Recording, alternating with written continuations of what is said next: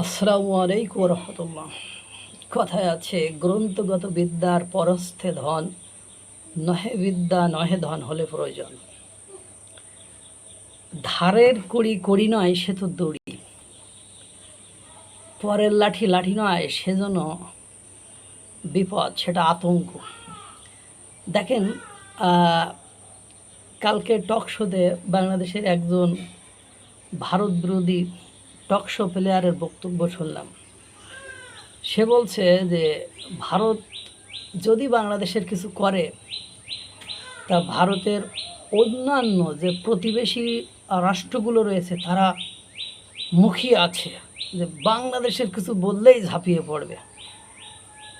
তো এর অবস্থা হয়েছে এরকম, নিজের কোনো বল নেই, নিজের কোনো শক্তি নেই, ভাবছে কি অমুক বলছে, চীন বলছে যে ভারত কিছু বললে আমরা দেখে নেব, মানে তুই টেনশন করিস নি, বাড়াবাড়ি কর।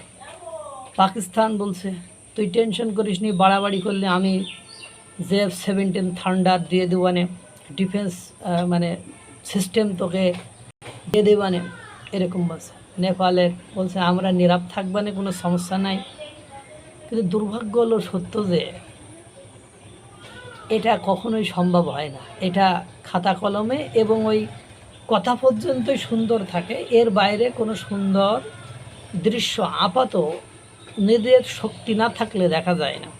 যেমন দেখেন, আফগানিস্তানকে আক্রমণ করলো পাকিস্তান, বা পাকিস্তানকে আক্রমণ করলো আফগানিস্তান। তো কই তার প্রতিবেশী রাষ্ট্র পাকিস্তান, আফগানিস্তান তো মুসলিম কান্ট্রি, তার দেশের নিরীহ শিশুদেরকে, নিষ্পাপ নিষ্কলঙ্ক শিশুদেরকে একের পর এক হত্যা করে। কই ইরান কি পাকিস্তানকে থ্রেট দিয়েছে? দুবাই কি পাকিস্তানকে থ্রেট দিয়েছে? কই বাংলাদেশ কি বা পাকিস্তানের বিরুদ্ধে গিয়েছে বা আফগানিস্তানের বিরুদ্ধে গিয়েছে?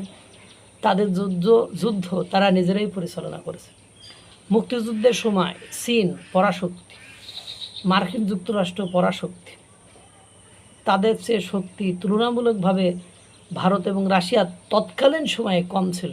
কই মুক্তিযুদ্ধের সময় ভারত যেসব বিমান যোদ্ধা পাঠিয়েছিল, ওই আমেরিকা কি পাকিস্তানের জন্য ওই যে সপ্তম নৌবহর নাকি পাঠিয়েছিল, কিন্তু বিমান পাঠিয়েছে, জেট ফাইটার পাঠিয়েছে, মানে আপনার JF-35 পাঠিয়েছে, যুদ্ধ বিমান পাঠিয়েছে, মিসাইল পাঠিয়েছে, পারমাণবিক বোমা পাঠিয়েছে?